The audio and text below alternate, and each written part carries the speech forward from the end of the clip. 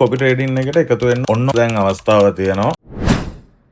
මේ වෙද්දි අපි රෙජිස්ට්‍රේෂන් ඕපන් කරලා තියෙන්නේ. කෙනෙක්ට හිතෙන්න පුළුවන් කොච්චර මුදලක් තියෙන්න ඕනද කියලා. මුලින්ම ඩොලර් 150න් තමයි පටන් ගන්න හිටියේ. නමුත් ඩොලර් 150ක් කියන රේන්ජ් එකකට හැමෝටම යන්න බැරි නිසා මේක සෙක්ෂන් වලට කඩලා තියෙනවා. මේක සෙක්ෂන් 1 2 3 4 5 කියලා කොටස් පහක් තියෙනවා. පළවෙනි සෙක්ෂන් එක ඩොලර් 10 අයට, දෙවෙනි සෙක්ෂන් එක ඩොලර් 10 ඩොලර් 50 අයට, තුන්වෙනි සෙක්ෂන් එක ඩොලර් 50 ඉඳලා ඩොලර් 100ට යනකම්, හතරවෙනි සෙක්ෂන් එක ඩොලර් 100 ඉඳලා ඩොලර් 500ට යනකම් සහ පස්වෙනි සෙක්ෂන් එක ඩොලර් 500ට වැඩි අය වෙනුවෙන් කාල සෙක්ෂන් 5න් එකට ජොයින් වෙන්න නම් වන් ටයිම් පේමන්ට් එකක් කරන්න වෙනවා. සෙක්ෂන් 1 එකට එකතු වෙනවා නම් රුපියල් 3000ක පේමන්ට් එකක් කරන්න ඕන. සෙක්ෂන් 2 එකට එකතු වෙනවා නම් රුපියල් 4000ක පේමන්ට් එකක් කරන්න ඕන. සෙක්ෂන් 3 එකට එකතු වෙනවා නම් රුපියල් 6000කුත්, සෙක්ෂන් 4 එකට රුපියල් 7000කුත්, සෙක්ෂන් 5 එකට ජොයින් වෙනවා නම් රුපියල් 9000ක් වන් ටයිම් පේමන්ට් එකක් විදියට ගෙවන්න ඕන. එතනින් එහාට කිසිදු මුදලක් ගන්න නැහැ. ඒ වගේම හිතමු සෙක්ෂන් 1 එකට එකතු වුණා කියලා ඔයාට තියෙන්නේ ඩොලර් 0 ඉඳලා ඩොලර් 10 අතර කැපිටල් එකක් නම් සෙක්ෂන් 1 එකට තමයි ඔයාට එකතු වෙන්න වෙන්නේ. සෙක්ෂන් 1 එකේ එකතු වෙලා කොපි ට්‍රේඩින් වලින් ප්‍රොෆිට් එක අරගෙන ඕනෑම අයුරකින් වෙන සෙක්ෂන් එකකට එකතු වෙන්න ඕන නම් අපි හිතමු සෙක්ෂන් 2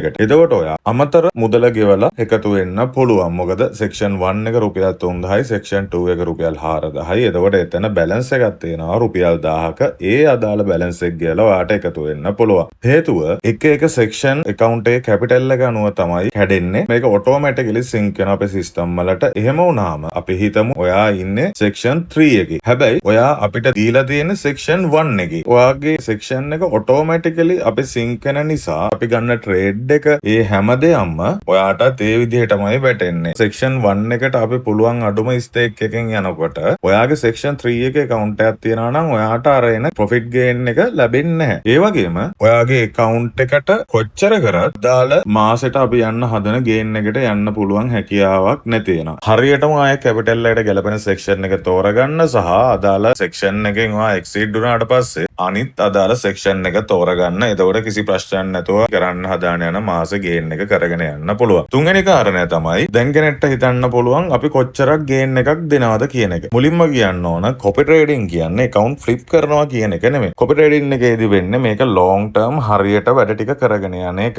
මාසෙටම 100ට 10ක් 20ක ගේන් එකක් තියෙන්න පුළුවන්. 100ට 120ක 130ක ගේන් එකක් තියෙන්නත් පුළුවන්. ඉතින් ඔන්න ඔය කාරණාව මතක තියාගන්න. හරියට account එක manage කරගෙන ඉස්සරහට යන්න ඕන නම් ඔයාට පුළුවන් කොපි ට්‍රේඩින් සේවාවත් එක්ක සම්බන්ධ වෙන්න. ඒ වගේම අවසානට කියන්න ඕන මේකට ස්ලොට් 100යි තියෙන්නේ. ඒ කියන්නේ ගොඩක්ම ලිමිට් ස්ලොට් ප්‍රමාණයක් තියෙන්නේ. මේකෙන් දැනටවත් ස්ලොට් 60ක 70ක ප්‍රමාණයක් ඉවරයි. ජනවාරි අවසාන සතිය හෝ පෙබරවාරි මුල් සතිය අපි හරියටම කොපි ට්‍රේඩින් පටන් ගන්නවා. දැම්මම එකතු වෙන්න හරියට වැඩ ටික කරගෙන යන්න කැමති අය ඉන්නවා නම් අපිට WhatsApp message එකක් දාන්න.